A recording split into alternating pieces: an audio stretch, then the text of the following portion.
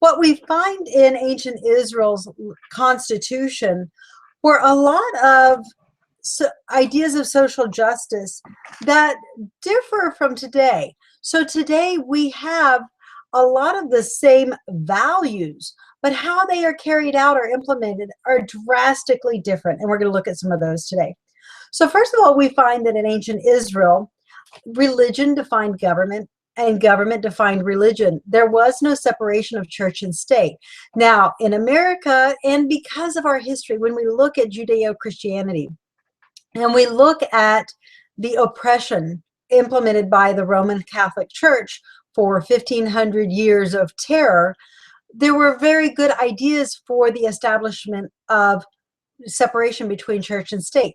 But what happens when your religious ideas come so close, I would say 80, 85% in line with U.S. constitutional values? When those are your primary values, those are your primary standards, then guess what? Those help to strengthen your religion, and they inform your religion because it's all based on liberty.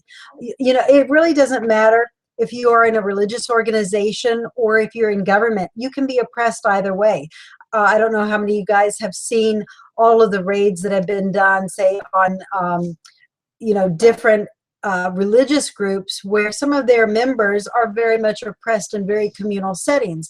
And some of these women will go to great extremes to get out of these settings. Same thing within the Islamic community. You find women that want to be freed from oppression in different organizations. So really, oppression can come through either religion or through government.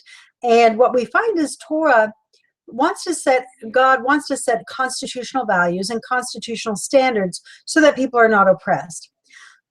We find that there is not a lot of room for personal preference, which God deems as arbitrary. Rather, he establishes within his constitution values that, above all else, strengthen the individual family unit. His primary concern is for the family and to make sure that the family has the greatest social and economic advantages. So what are some of the laws that God puts into effect? First of all, we find that both socially as well as economically, God establishes arable land heritages for all male upon birth. We also find that Israel's government is founded on self-governance within the family units. We find that they are established as judges, they are established as leaders within their tribal communities. And this then, the Levites are then put as, say, a federal division of government to hold the families accountable, to make sure that they are upholding the law and that they are not oppressing their family members or that they are overstepping the bounds. We also find that another injunction, and let's look at this. This is going to be Leviticus 25:23. And if you are following along in the book, this is going to be page 225. And this is really what separated Israel from a lot of other nations. The injunction here is that the land shall not be sold forever, for the land is mine, says God, and you are strangers and sojourners with me. What is the importance of this, and why is this so foundational? The idea that every male citizen owned land was key for the nation's economic stability. Today in the United States, we seek to ease social stratification with taxes, redistribution of wealth. This often takes from the wealthy, those that are contributing to society, those that are taking care of their families, those that are earning an income. It takes from those that are doing right to take care of those that have either fallen on hard times or have perhaps made bad financial decisions. God's economic system does not do that. Rather, he establishes and invests land, which we know throughout history that land is the number one social factor in wealth. Those that own more land, guess what, have better lifestyles, and they are able to produce better income. By the way, Shabbat Shalom, Billy. So glad you're here. So we find that land is an obstacle to poverty. It prevents poverty. A person can do many things with their land. Number one, they can grow crops. Number two, they can manufacture goods and products as long as their manufacturing facilities do not harm their neighbors in any way. They could simply live there and work in a city, or they could go work for somebody else.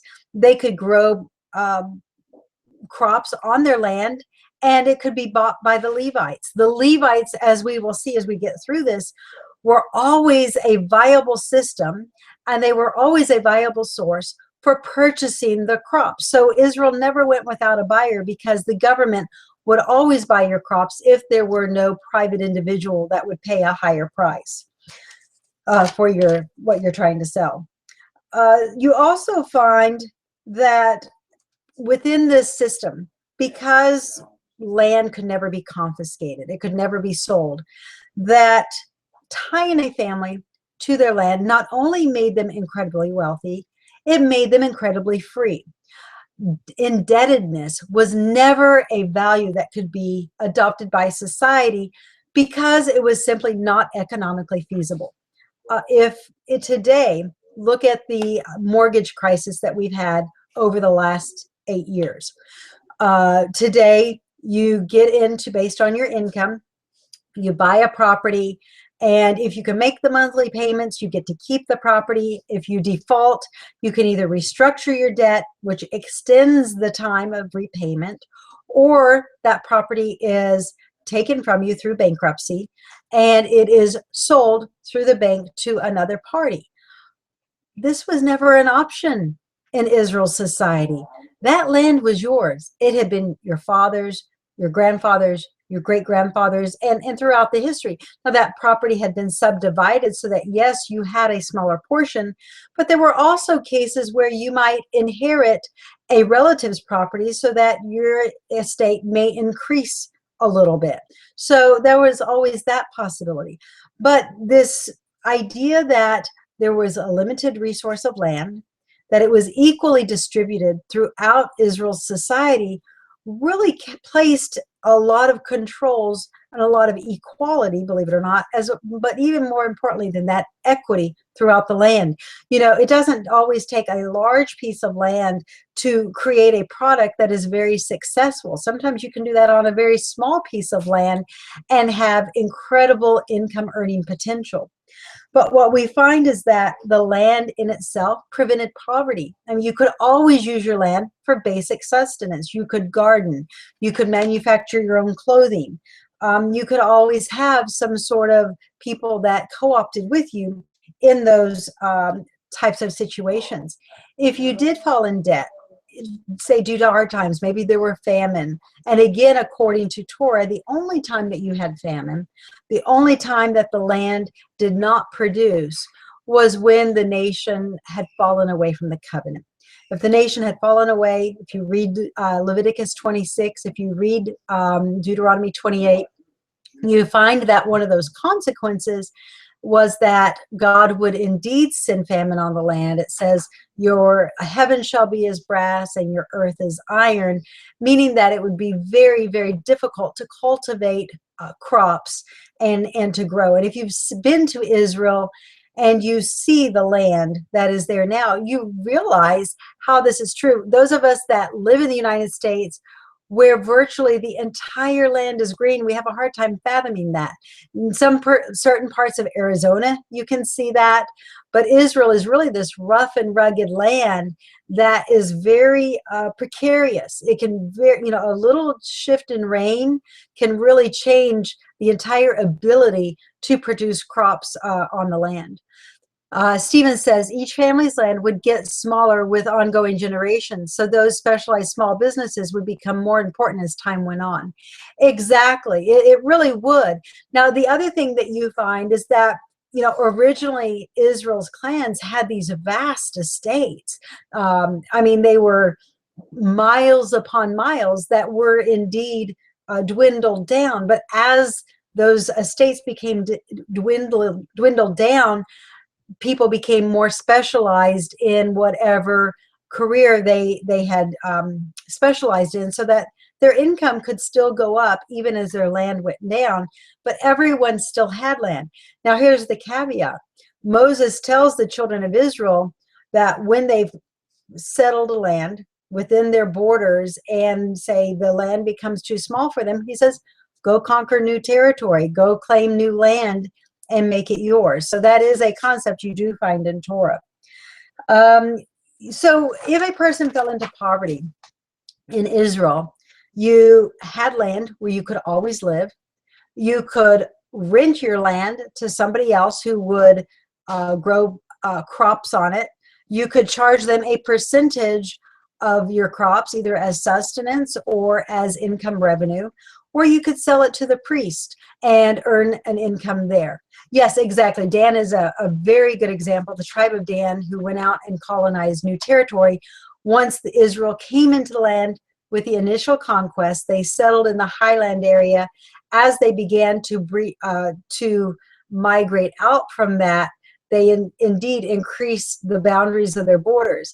Now, the ultimate borders of Israel are the Euphrates River on the north and the Pelusic branch of the Nile in the south, which indeed included the Sinai Peninsula, or Sinai Peninsula. Another distinction in Torah, and let me get this text. Okay, so this is going to be Leviticus 25:29. While the arable countryside could not be sold, it was generational, passed down father to son, so that if a father became indigent in some way, if he had to lease his land for a period of time, he never lost that land. His children never lost that land, and it always reverted to them with the Jubilee. But you find that the cities, the territory within the city worked quite differently. And with that, it really functioned, city real estate functioned very similar to modern real estate.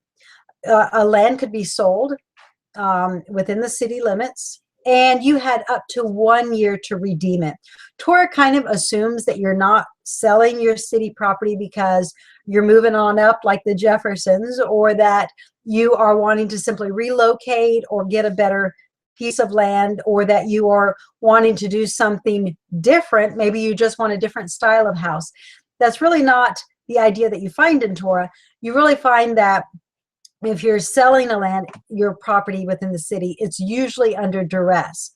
So God gives you 1 year to redeem that land, and that's really just to buy it back.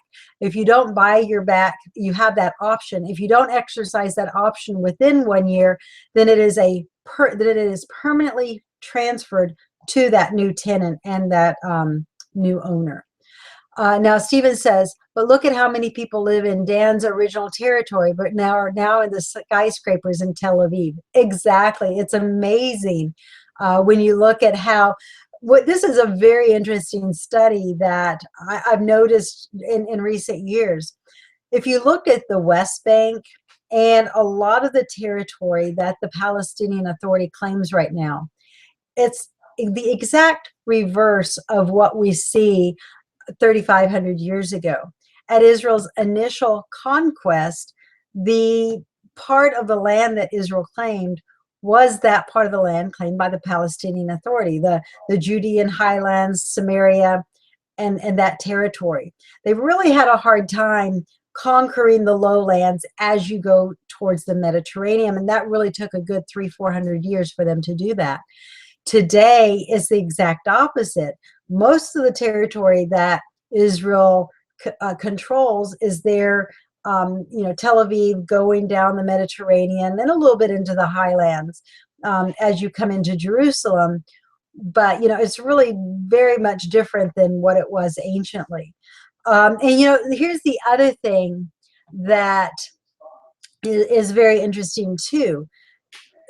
In ancient Israel, according to Torah, your city limits are preset and predefined more or less constitutionally, so that when you go in and you establish a city, and most of your cities are really kind of defined at the point new territory is claimed. So once you have this territory, you establish what your cities will be, and their borders are established constitutionally. They can never move. You know, in the United States, if a city grows big enough, all they do is they either annex or they vote new property to add to the city. This usually increases revenues, or it allows businesses to expand, or it extends public services. Well, this is not something that would have worked in ancient Israel's society, where the territory was preset, and it was a little bit more limited than what we are accustomed to in the States. This also kept the values of real estate artificially high. So your values in the city, your property never lost value. If one part of the city began to become dilapidated, you would have a buyer that would gobble that property up, that would reinvest it and would make it a very pristine property because it was such limited quantities. The other thing that we find when we study ancient Near Eastern cultures, and I really see so many parallels today. You know, today our corporations are not attached to a religious organization. They're not attached to, say, a Babylonian deity. They're not attached to an Egyptian deity. But they really don't have to be attached to a deity for them to work in almost the exact same way as they did 3,000-4,000 years ago. And this is what we learn from history. Ancient temple organizations originally were the religious center of the land, and families would live all around their temple complex where they would come to worship or bring gifts to the gods. Because there were no constitutional injunctions, as these temples became more powerful and more wealthy by all the gifts they were given, they would take and buy land around their corporation, around their temple. They would farm the land. They would sell the produce from the land. Then guess what? As they became wealthier, they were able to either buy out families, you know, give them money that the family could not refuse. B, they could lean on them heavily, intimidate them to selling their land so that the temple became wealthier through the land that it owned. And it began to displace more and more and more families. We find that this is or was the situation in Ur. When Abraham left Ur, these are the exact conditions that Abraham found himself in when he left the city of Ur. As the temple became more powerful, as it owned more land, the people really became wards of the state. They lived off of nothing but welfare that was handed to them at the government's discretion. Many of these families would end up living in the temple precincts. They would live in like little 8-by-8 rooms. You could have a family of 6, a family of 8, and your sustenance was given to you by the temple. You know, and you were really just a slave. It really totally, without that protection of land, it reduced very honorable and very wealthy citizens to the status of slave. The other thing that you find is that the temple, by gobbling up all this land, displaced families and caused massive waves of migration. We find that Hebrews throughout the ancient Near East, and yes, Hebrews did exist long before the nation of Israel. They were the descendants of Eber. But we find that right around the time that Abraham leaves Ur, other Hebrews also leave Ur, and they kind of become wandering vagabonds. They kind of go and seek their own fortune, and you find many of them became mercenaries within the armies of different kings, and they really did this because there were not other avenues of career or other avenues of income open to them.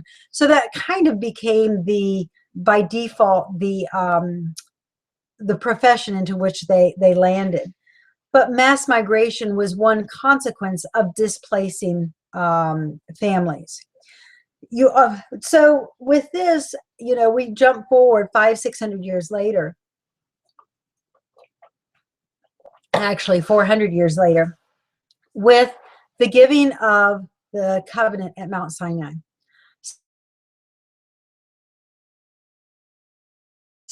But different, in ancient times, foreigners, if you were not a native of that land, you had no rights, no citizenship underneath the laws of whatever country you were in. Israel's law, Israel's covenant, was revolutionary in that it extended the same rights for native-born citizens as it did for foreigners. Everyone was the same under the land. And the way that Torah prevented mass migration, the way that Torah prevented the Israelite citizens from being subverted by outside sources, was by giving each and every person a stake in the land. I cannot stress how important it is for people to be tied to the land.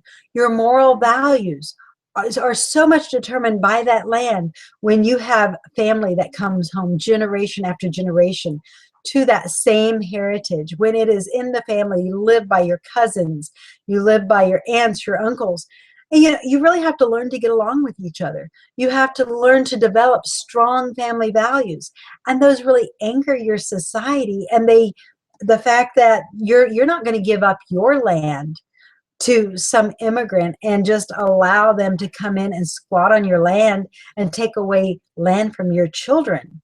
So it was very concrete ideas and concrete examples. And very good, Stephen. You're right. There were no double standards. It was very much an equitable system for all citizens, but it was very difficult for a foreigner to obtain land within Israel's nation. And we're not going to look at this tonight, but I will mention this because this is part of our next class, which is there were two ways that foreigners could gain land in Israel's society. One of those was by marrying an Israelite. So if a man came in, he would work in a house, he would gain favor with that house, and maybe he would marry a woman. His children would either be reckoned according to her father's house, but only if her father, the wife's father, gave that immigrant a portion of land, which would take away from his own inheritance for his own son. So he would have to really love this man and really trust and have a lot of confidence in this man to give him part of his heritage and to take that away from his other children.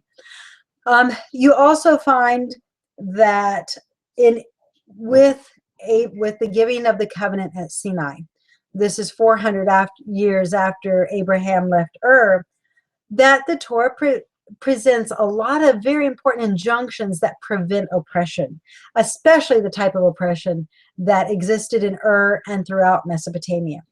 So the first thing that Torah does is it totally eliminates any sort of land ownership for the priesthoods.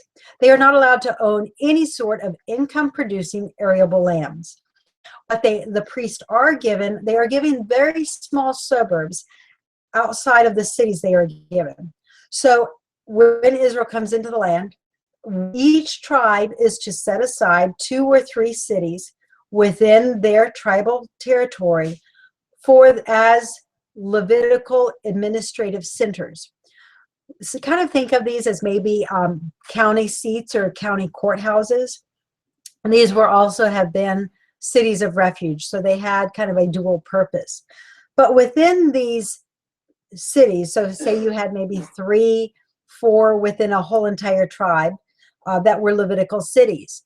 Around these cities, the Levites were giving suburbs, very small pieces of land, which they could have a family garden just to take care of their own family. But they would have had neighborhoods and they would have been very tied to the city. Yes, I see that. The camera did get blurry. I'm not exactly sure why. It could be just that there are a lot of people on the internet. Let me see. I'm going to shut a couple things down and see if that helps. Yeah, I'm not sure what is going on with the bandwidth. It could just be a lot of people online tonight. I'm not sure. So one of the things that Torah did is that it limited arable lands for the priesthood in order to limit the amount of power they could assume, as well as to limit their ability to displace families or to assume more power than what was constitutionally delegated to them. And so important is this idea that the Levites not own arable lands and had no tribal heritage within the land of Israel, that it is mentioned 5 separate times within the Torah. You know, God is pretty serious about this. You also find that instead of land as a means of support for the Levites, they are given public service as a means for sustenance. Now, this was actually a pretty good deal for the Levites because it was less labor intensive. It was a whole lot easier. It tended more towards the intellectual endeavors. And you also had a very limited time for which you worked. So it really kept your government labor force very limited and very controlled. You retained your government pension until your death, but you only worked as a Levite from the age of 20 until the age of 50. So you were basically 30 years in service. The only person who worked beyond that was the high priest, and which was a lifetime post. But you also find that the Levites, the way that the Torah was structured, if the nation became very wealthy, find that they became wealthy through following Torah, then there would be a lot of tithes and their wealth would increase. So by the same inversely, you find that if people decline from the Torah, that their wealth would actually decline and they would become very poor. Hold on, let me see something real quick. I see that we're having trouble with the video. Just a moment. I'm going to have my children go upstairs and check something. Luke, yeah, would you go upstairs and make sure that both Britannia and Alicia are offline, please? Because I'm having trouble with the video. Thank you very much. The other thing that we find in the ancient Near East is that not only did these temple corporations displace families by buying land and really becoming these massive conglomerates, providing everything to the citizens. So things that were once done privately, say with small businesses, say such as basket weaving, pottery making, textile production, whether it be clothing or rugs or whatever it be, while at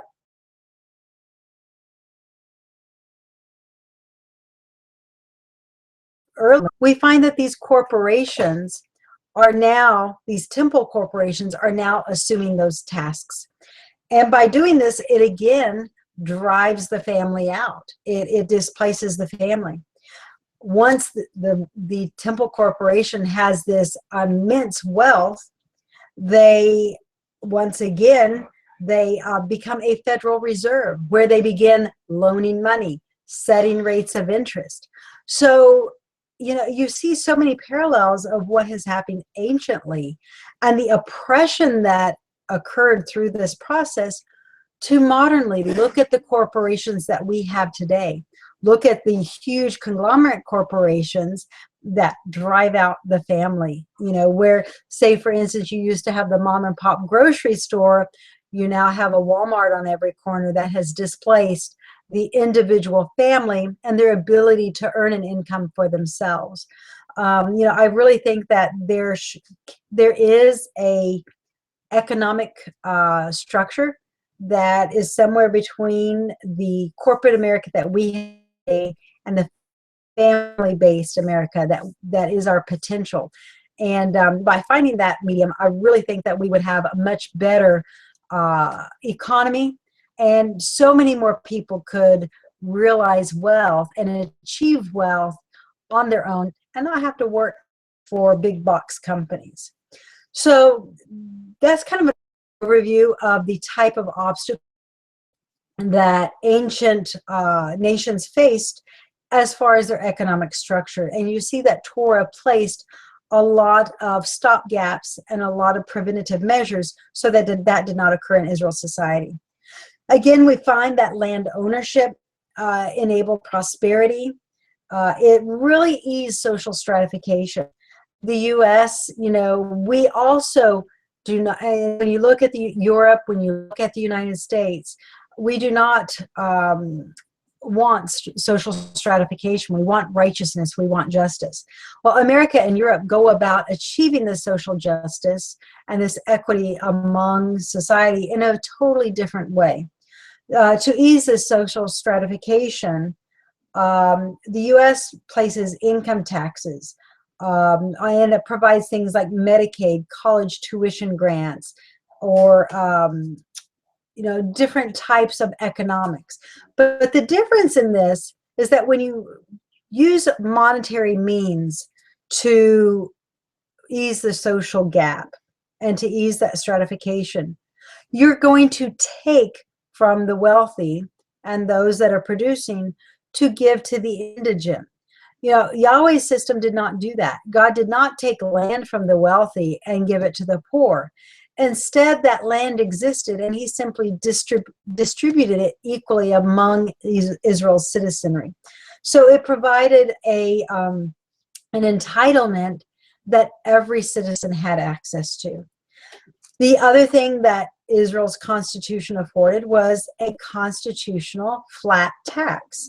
This again limited Israel's government and limited the responsibilities Israel's government could assume. You also find in the system that one family really could not amass too much land. A family could not go out, and because the land could not be sold, a family could not go out and buy 2, 3, 4, 5, 10 estates and themselves become a huge conglomeration. While the family could lease land for 50 years, those families were always had a period of adjustment where they could reconsider and say, hey, I am not going to lease out my land after this next Jubilee period. And it was really a reset button on Israel's economy and for their family life.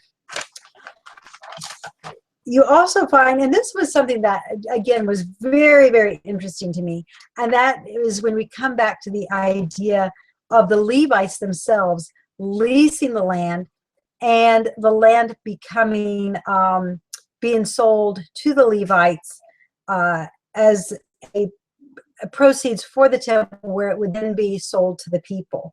So you find that in Leviticus 27:16, that the Levites often bought produce at the price of 50 shekels per omer. That was a very, very generous offer for that produce. You find that 1 acre could often produce 1,000 omers. So Israel citizens could become very, very wealthy very quickly. And then this was either sold to, you know, ground into flour and sold to Israel's citizenry, or it was sold to foreigners at a higher price, because the priesthoods had the trade and it had some of the political relationships in effect that allowed them to sell to other nations at a higher price. The other thing that we find that separated Israel from other nations was the idea of hereditary succession. In most ancient nations, such as Egypt or India, you find that hereditary succession was something that was defined at a constitutional level. In India, as well as Egypt, if you were born being a dung, say it was your job to be a stable cleaner throughout your generations, and this occurred for hundreds and thousands of years, you were condemned to be whatever your father was. There was no economic mobility. So if you were a doctor, then if your father was a doctor, you had to become a doctor. If your father was an engineer or a carpenter, that is what you had to become. And it was considered against the law. It was considered an act of treason to ever try to go outside your case, to ever try to better your life, to ever try to improve your life in any way, was really considered one of the most egregious sins. Israel did not have that type of system. You did have a case system. It was the Levites. That was your only case. And that was simply done for their own protection, simply because the males in the society were not born with those arable lands that afforded them protection. So they were given that in another way, with their ability to teach Torah, the values that it instilled, as well as the ideas of teaching to treat each other with kindness. I imagine the Levites being counselors in many ways, and having a firm understanding of what leads to oppression and how to avoid it. Marital counseling, I'm sure, was probably one of the Levitical tasks. Judging in court cases and advising in legal matters would, again, have been one of the Levitical tasks at hand. You also find that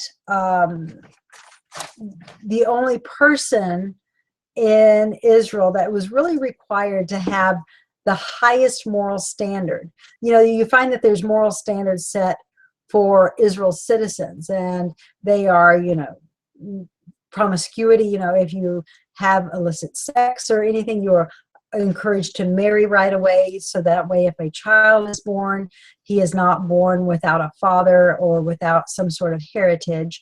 You find that homosexuality is something that is banned, and it's really banned not only for the medical reasons that we've looked at in past classes, but it is also seen as a threat to the family unit. It is seen as something that competes with a healthy family, and God really, because his utmost concern is for the individual family unit, he doesn't want any competition among vying partners. So rather than heterosexual partners having to compete with homosexual partners for the same group of demographic or the same people, God does ban that for the family's benefit, so that the entire younger population is there for the purpose of marrying and creating new families. So the person, although there is high morality standards set for Israel's population, the highest standards of morality are for the priest, the high priest. He is required to not marry a divorced woman, to marry a virgin. She has to be a Levite, because when you're born, it's kind of like for those of you who have been born into military families, you really have an understanding of what it takes to be part of that military family and what it requires, more so than any of the rest of the population. And I really see that as being something that God really wanted a wife to have, that understanding, to have that background, and to be able to relate to the responsibilities that her husband would bear in this capacity of high priest. Again, she could not be a widow. She could not be a foreigner. And this was very important. He could not marry a foreigner, because the wife's counsel could indeed subvert the judgments of her husband, who had a very influential post in Israel's government. So to eliminate that foreign influence and that perversion of justice and judgment, God did prevent the high priest from marrying a foreigner. Now, as we get into, let's look at the consequences of Israel's economic system, because that's really what we're looking at tonight, is the ideas of social justice within the framework of economics. Because every male person in Israel's society had land, and because this land eased the social stratification, Israel's stratification economically really became along two lines. The first of those would have been along the ages of age, something that we were very much in tune with, say, in the 1800s and early 1900s. and something that many of us today, even my generation, are having a harder time relating to, and we'll come back to this in a minute. And the other thing would have been along the lines of righteousness. Those were really the two things that separated classes in ancient Israel society. So the first of those regarding age. In ancient Israel society, your social values were as such that you would always pay an older person, no matter what the skill level, no matter what the person could do. An older person would always be paid somewhat more than a younger person. This was done out of honor and integrity and for the wisdom that person had. A younger person could make, say he was a tech genius, or he was an inventor. He could still have a tremendous earning potential, especially if it was his own business. The sky's the limit. But as far as an employee, an employer would always take into consideration the age of the individual and pay the older person more than the younger. You really did not fire a person or get rid of them just because they were older. The other thing that you find that separated class distinction in Israel's society was that of righteousness. Someone who did not follow Torah, Torah is a natural law. If you walk in it, if you do it, you are going to reach a certain amount of economic success. You're going to not live in debt, which is something that the Torah talks about. You're going to plant your field. You're going to plan for the future. You're going to make wise decisions, invest. And if you guys are very familiar with Dave Ramsey and the Financial Peace University, a lot of those ideas, his program is probably 98.9% totally in line with Torah. And so if you make your financial decisions based on the advice that he gives, which is really straight out of Torah, you're going to reach a certain amount of economic success, as opposed to, say, your counterpart who lives for the moment, who doesn't plan for the future, who seeks to live for today and worry about the bills tomorrow. You would still always have your land, but it is possible that in worst case, your land would be forfeited for a period of time until the Jubilee, and the courts may order that you or even your children are, say, sent into the slavery system until that debt is repaid. Now, in Israel's slavery system, you could only serve for a total of 6 years, and in the 7th year, your debt was forgiven. And we'll get into that in just a minute. So again, you find that Torah has wealth, and you find that by not following, you really become a much poorer citizen. And God really places a lot of value on the wisdom of the elder in advising, so much so that God issues a curse in Deuteronomy 27:16. God issues a curse against anyone that would set their honor, their distinction, or their knowledge equal to that of their parents. So parents are supposed to have, and older people are supposed to have, a higher prestige than younger people. In fact, Torah even commands that when an older person walks into the room, you should stand in honor of that person. And even today, look at how much of our society has traditionally followed this. When an important dignitary or someone who is important walks into the room, we all stand in honor of that. In ancient Israel society, that honor and distinction was not reserved simply for the president or the governor or some dignitary or ambassador. It was reserved for all the older people. So there was a lot of honor and a lot of morality in ancient Israel's system of values. And this also overall taught Israel to make very mature decisions, to defer personal gratification until such time that it could be sustainable and it was wise. Another concept you find in Torah is the idea of natural selection. This is why Israel is allowed to sell dead animals to the non-converts. Israel is allowed to charge interest of foreigners. Israel is allowed to prosper with these things because God sees that it is up to every nation to embrace and to establish a constitutional value system on their own land that benefits their systems, or rather their citizens. None of these people, none of these foreigners are compelled to buy these things or compelled to do these things, but it's just simply another way for Israel to become wealthy, because natural selection. If Israel follows Torah, they're going to become the wisest. Again, Deuteronomy 4, verses 4, 6 through 8, they're going to become the wisest nation.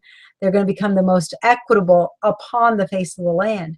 Now, you do find, which we will see with our next class, is that even though Israel could sell these things that were against the law, that even though they could sell this and give this to the foreigners, the consequence if the foreigners broke the law was the same as it was if Israel broke the law. So you find that the means for getting right under the law were the same whether they were an Israeli or whether they were a foreigner. But what God did is he probably added these provisions simply because he understood that these would have been the poorest people on the land, and they really realistically may not have been able to afford anything else. So the last thing we're going to look at tonight are going to be the release years and the Jubilee. The release years, I don't think we can fully appreciate them. If you think of the 4th of July and the celebrations that go along with that, imagine going to Washington, D.C. and having your mayor from every city, having your senator, having your congressman, having every leader that you can possibly get in and around Washington, D.C., whatever families can come and afford to go to Washington, D.C., and maybe you save up for this every 7 years. And every 7 years, you come to the capital of the nation, not only to celebrate, but you come and on the steps of Congress, of the House, right, with the lawn full of people for miles and miles, in front of all these people with speakers, stationed so people can hear, and flat screens, TVs everywhere. The entire United States Constitution is read for the people. And after, maybe it takes, theoretically, a couple days, maybe 7 days, to read the entire Constitution, Bill of Rights, amendments, everything.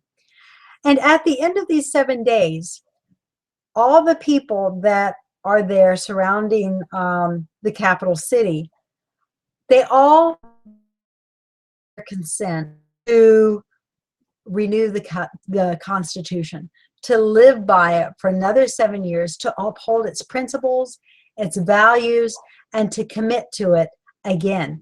Can you imagine the peace and the harmony that we would have in our nation?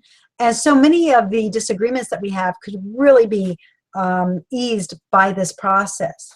But beyond this, the entire idea of every single Shabbat, every single Sabbath in ancient Israel society was that of freedom from oppression. You had your weekly Shabbat, but you also had a yearly Shabbat with the release year. And in this release year, those that had highly labor-intensive jobs had a whole year of rest. So your farmers who had vast income-producing estates and were very wealthy, they took a year off. Their employees took a year off. And you had a year's vacation. So this taught Israel to save for 6 years. And the government indeed did participate in this saving process. And they would have distributed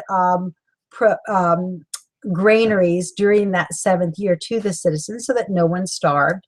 But you find that this helped equalize some of that social stratification that occurred, maybe because one person had richer fields that produced more. Maybe somebody went into a different career that didn't make as much as what farming did. Whatever the case may be, taking this year off from those very wealthy industries helped to bring and establish Israel at an equilibrium. So you also find that it also provided nutrients for the land. I talk about some of that in the book, about how allowing the land to lay fallow really instills some nutrients. The cows were commanded to come into their pasture lands, or rather into their farmlands, and the manure from the cows being on that land for a year would add both bacteria and enrich the soil for that year. You also find that this statute, Yahweh specifically states that this statute is not just for Israel's citizens. This statute of letting the land rest, more than anything, was for that foreigner that had sought refuge in Israel's land and who had that labor-intensive job and may have been a slave. So this slave received a whole year's off of work in a very labor-intensive. He may have been given other things to do, but they certainly would not have been as in labor-intensive as farming or sharecropping or working the land. Another economic protection that God instilled with the release year, which occurred every 7 years, was that debts were forgiven. So if you were sold into slavery to repay your debt, in that 7th year, your debt was forgiven and you returned to your homeland. You returned to your family heritage. So there was an incredible amount of freedom, prevention of oppression for that time. Now, there might be some instances where maybe a crime was committed, or maybe certain situations where a person's term of service was extended beyond the 6 years of compulsory service. Torah does indicate some instances where the service lasted as long as 49 years. But that was the maximum that anyone could be obliged to serve. At that 49th year, he was released. He returned to his family heritage, to his home, and his whole family gathered together back on his homeland and reestablished the homestead in whatever manner they deemed feasible, whether it was starting a business, whether it was starting manufacturing, whatever they so desired. It was an open field and they could do it with their land. You find too that this system naturally discouraged debt. It made Israel never value debt as a cultural value. Look at America today. Look at our credit card debt, our homeowners debt, and our national debt. All of these things weaken a nation. And when you become, Proverbs states that the debtor is slave to the lender. And when we become debtors to foreign nations, to foreign interests, guess what? It perverts our system of justice. It perverts our policies. It perverts the things that we do for our own citizens, because guess what? We're being a slave to that lender, and we will satisfy their needs because we owe them something. So Israel and Israel's statutes really placed obstacles to this sort of oppression, both within Israel's society and within the foreign interests that would seek opportunities within Israel's society. So lastly, we're going to look at the Jubilees. And you find that there's 3 types of slavery within Israel's Jubilee system. The first is that of impoverished Hebrews, those that fall into debt. The second are going to be felons, those that are sold for their crimes to, again, repay their debt. And the third are bondservants. These are people from other lands that are really never released. They may marry into a family eventually, but they are really a class in and of themselves and never gain the type of freedom that Hebrews have. Torah teaches and instructs Israel to treat their Hebrew slaves as employees. It says, do not lord over them, do not be a taskmaster, but rather treat them as a hired servant with honor and integrity. And in fact, Deuteronomy adds to this, and it says that even though you have paid for this person's 6 years of service or 49 years of service, depending on the situation. Even though you have paid for that, if he has served you well, and if he's done you well for those 6 years, when he leaves, give him something. Give him something to reestablish his homestead, to go back home, so that he doesn't start at zero, so that he has something, you know, a little nest egg to reestablish his home, because this person has served you well in those years. And maybe he's even helped your business or your family make money in some way. And so that should be honored. You also find that even when a person was sold into debt slavery, he retained the income potential of his lands, unless his debt was so grievous that that was confiscated and given, those proceeds were given to the person that he had the debt to. That is possible.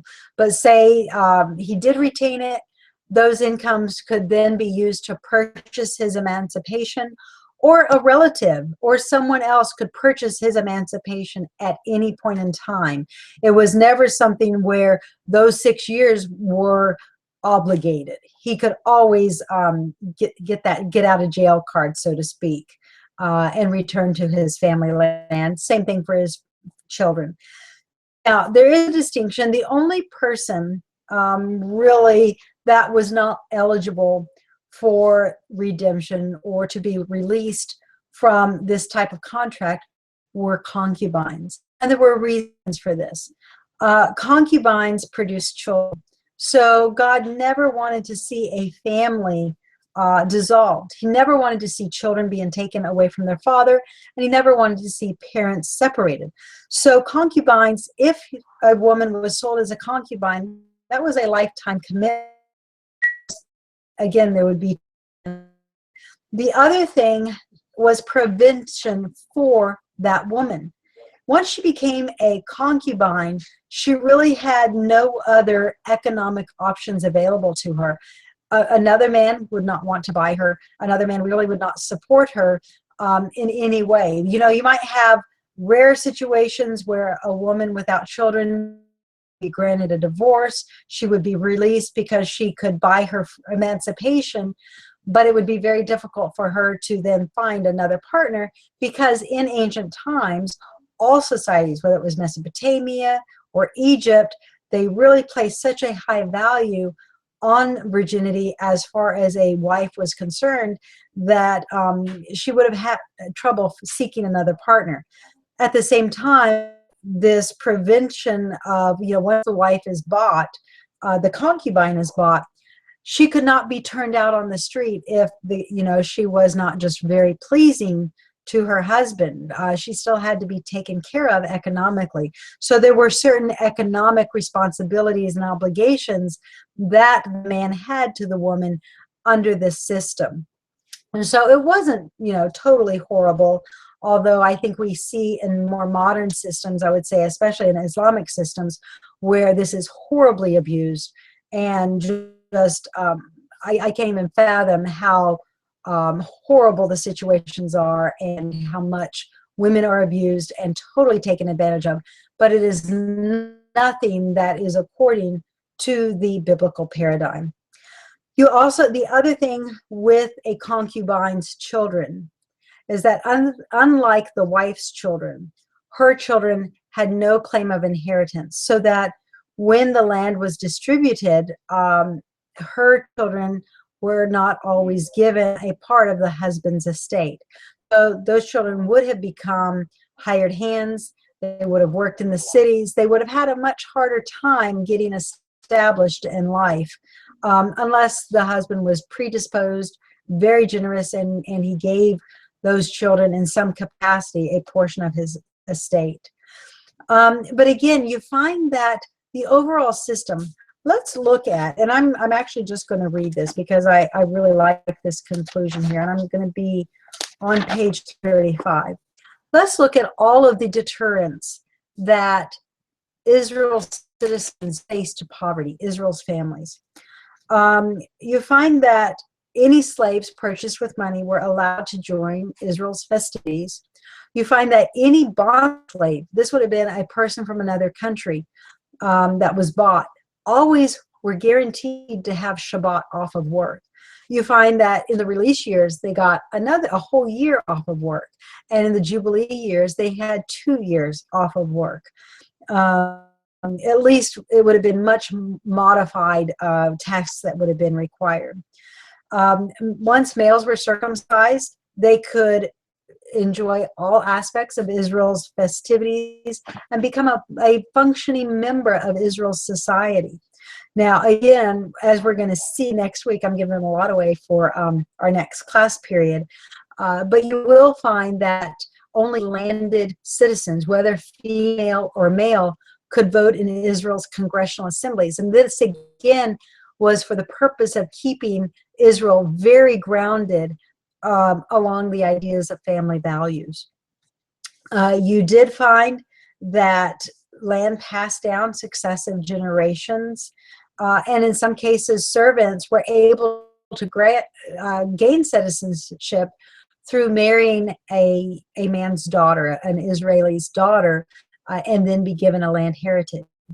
Women always gained whatever citizenship status the husband had. So even though you could have a woman, say from Moab, which was basically a banned nation, even though you had Ruth who came in and married an Israelite, her citizenship status and her distinction of race really becomes irrelevant once the woman marries an Israelite, because it's always based on the man's status. So a woman has the status of whatever her husband or her father is. You know, if her father is an Israelite, she's an Israelite. If her brother, has, land and she's born into that family, then they are considered citizens. If she comes from another country and she marries a man who has land, then she automatically gains that right of citizenship. And upon her husband's death, if she has no male heirs, like Ruth, she retains that family heritage as though she had been born in the land. So again, we see throughout Torah, there are so many provisions and so many protections for citizens and for women and for any of those that could be considered indigent or could easily be taken advantage of. God really had those protections so that people could not be oppressed, could not be forced off their land, but they would retain it until the day that they died. And then again, if Ruth remarries another Israelite, that land then passes to that man's family that she marries, but her children inherit that land when she has them. So when you look at the system and how it actually worked, there are just so many protections.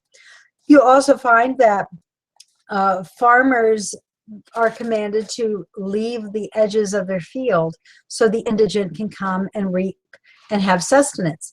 Notice very carefully, God does not command the farmers to reap for the indigent and give it to the indigent. Rather, the indigent are to expend their own labor, their own time, and their own energy going out and reaping the field, because they were commanded to only reap the field once, as well as the edges, which were much easier to glean and had a whole lot more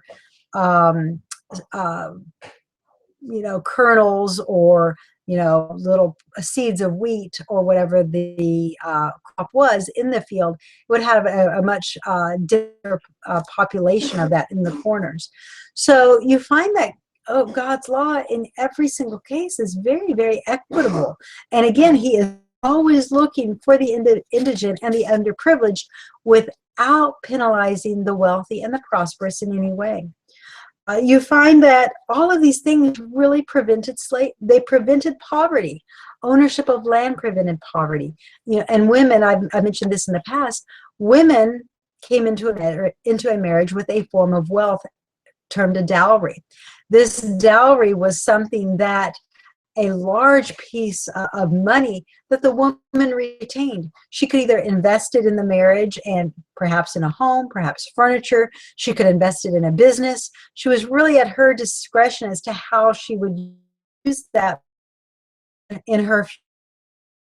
But as a nest egg, maybe she was worried the marriage would not work out, or that some other obstacle with marriage, she could keep that as a nest egg and return to her father's house and seek asylum within her brother's family, and she could live there, and to the point that she either remarried or she died. That was always a viable option in Israel's society.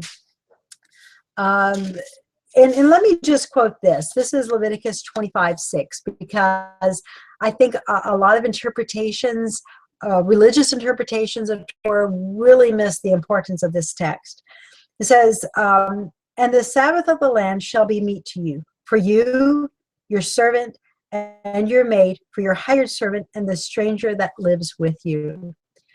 Again, all of the Sabbaths, whether it's weekly, yearly, or the national Jubilee, which would have been 2 years, all of those are put in place for that foreigner, that bondservant, so that their oppression during their years of service are relieved. So God is always looking out for the underprivileged, and he is always putting things in place that make Israel a society full of equity when it is followed.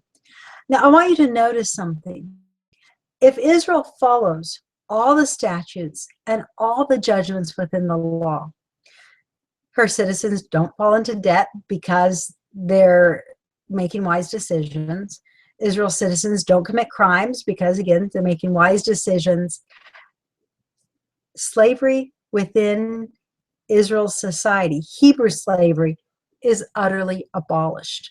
So the Jubilee and the Jubilee system, the ultimate consequence of that economic system is that you do not have Hebrew slavery. But again, it has to be followed in order for that to be implemented. So that leaves Israel with the only citizens that they are, the only slaves their citizens own, are foreign born. And that is why you see so many provisions in there for these foreign born bondservants. Now, again, God's idea is that Israel is not required to establish righteousness and justice within the borders of Egypt, within the borders of Iraq or Iran or Turkey or Europe or any of these other countries, whether ancient or modern. Rather, these nations, once a righteous Israel is established, whether we look at the ancient paradigm or a future paradigm, once Israel actually implements Torah and follows it, and has the best economy, has the happiest citizens, has the greatest standard of living per capita, when all these nations see it working, there's this idea that they will want to find out why it works so well. They will want to know why this nation has become so great and how its citizens have so much liberty. And then at that point in time, Torah talks about Israel sending ambassadors to the other nations to teach the other nations the ideas of democracy, which is, you do find that in Torah as far as a constitutional idea, but to teach them and instruct them along the ideas of ancient Israel's Torah and its values. And they are able to implement that from their citizens. One of the statutes, one of the provisions within Torah is that Israel should not sell their citizens to foreign nations. So if you put that within, say, another ancient nations, they will no longer sell their citizens to other nations too, which means Israel's ability to buy slaves from foreign nations dwindles until eventually, as more nations become righteous, there's no more slaves to buy because everybody is following Torah. They've established wise decisions. Other nations no longer commit crimes, their citizens, or very few commit crimes. They're not living in debt. They're not selling their people to other nations, so that each nation becomes righteous. Each nation eliminates slavery within their own borders, and then Israel becomes a self-sustaining entity. And there will always be some rate of migration, some rate of indebted service but the ratio will be so small that it will really be a demographic that is not significant. when it comes to that point, that's really where you find this idea of righteousness and justice, where Torah says, eyes have not seen nor ears heard the incredible things that God has in store for us. So that is the hope of the social paradigm, the ideas of social justice that Torah establishes for Israel's ancient society, as well as the latter-day restoration. If you look in chapter 3, where we go through all those verses, there's something like 40 different verses that talk about Israel returning to Yahweh redeeming them and reestablishing them on the land and reestablishing his covenant with them. These are all the ideas that covenant will establish for the people, and the liberty that it will establish for them. So at this point, I'm going to open it up for questions. I will say next week, which will be the 17th, will be a bye week. We will not have class next week, but we will have class again on the, next week, the 18th, we will not have class, but we will have class on the 25th if people think that they are going to be up to it. Otherwise, we can maybe move it to Saturday the 26th. I may take a poll and a show of hands and see what you guys think would be the best day. I'm open either way. But we'll either do the 25th or Saturday the 26th for our next class. And I am going to put out a new schedule, a new reading schedule, because we have kind of deviated from our original schedule. And chapter 7 is a very long chapter, very detailed. I really don't want to leave anything out, so I would rather chunk it into smaller pieces so that we can get into a lot of these ideas. And next class, when we come back on the either 25th or 26th, you will see the incredible constitutional ideas, the separation of powers, and how closely aligned Torah is with the U.S. Constitution is with Torah. So at this point, I'm just going to open up the class for questions. I understand and I see that the audio has some issues. I'm not exactly sure what happened tonight, but I'm going to go ahead and open it up for questions and see when y'all want to have class next. I'm going to ask right now, was the sound affected by the audio?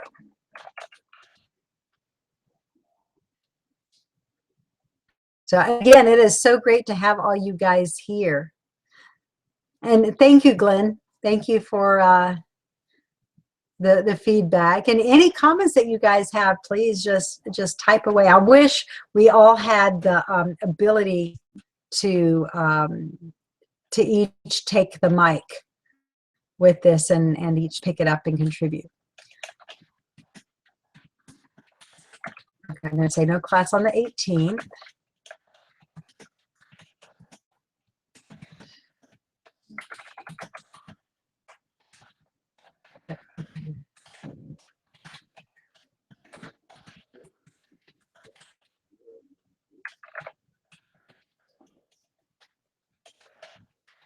All right, so we'll see when everybody wants to meet again.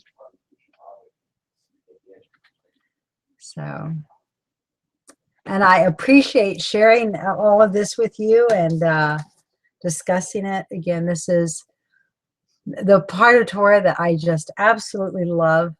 It is such joy. Okay, then what I'm going to do, I will post a poll on Facebook, and we'll let y'all know the results. So any comments or questions?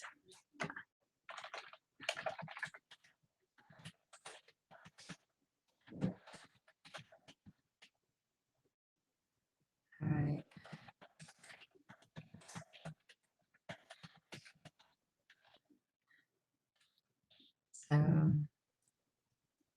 And just so you guys know, Roots of Faith is viable on YouTube tomorrow.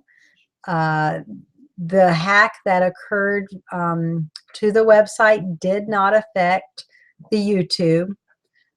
Okay.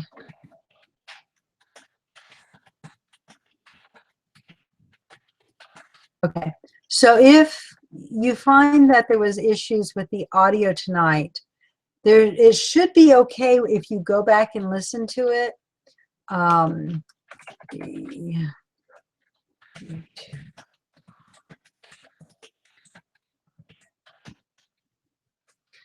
Okay.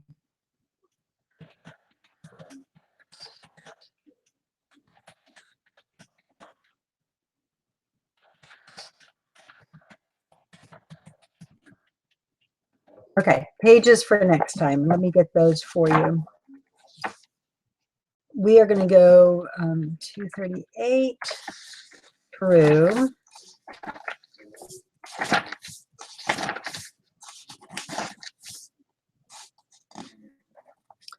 through 253.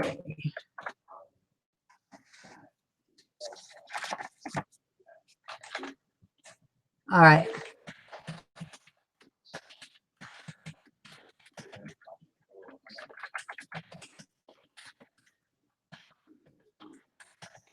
Okay, so I will post an updated schedule this week so you all know where we'll be for next class, as well as for January and February as we go on. Chapter 7 is very detailed. I'm going to write this for those of you that don't have sound.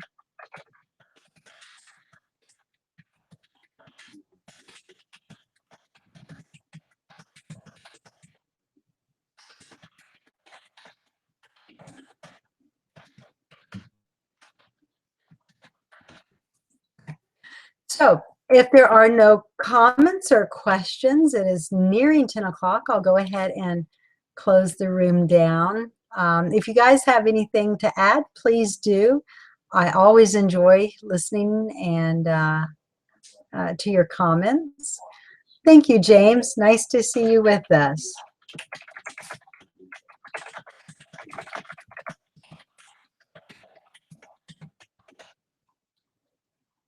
All right. Well, let's see.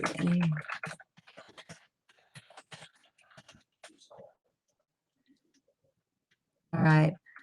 I will. Oh, and just so you know, Amazon, from what I understand, both today and tomorrow will have $10 off Yahweh Exists through Amazon plus free shipping.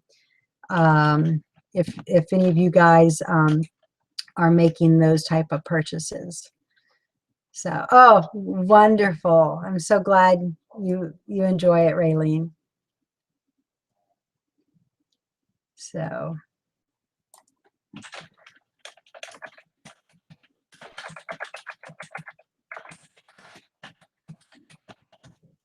all right. Well, if there's nothing more, I'm going to go ahead and say good night. Shabbat shalom. Have a restful evening and enjoy your families. And I will see you in 2 weeks.